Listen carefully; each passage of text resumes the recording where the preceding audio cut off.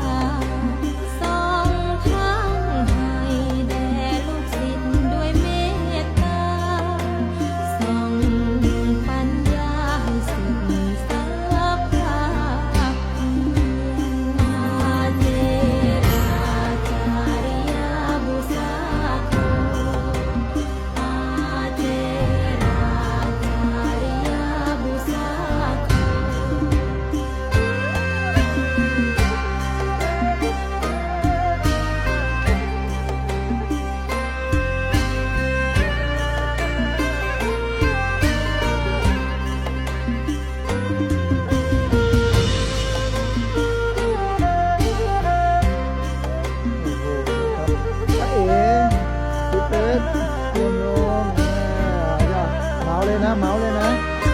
อย่าไปเอาเยอะเมาเลยอย่างเท่ๆครับตอนนี้มาถึงแล้วนะครับให้คนหนุ่มคุมเชิง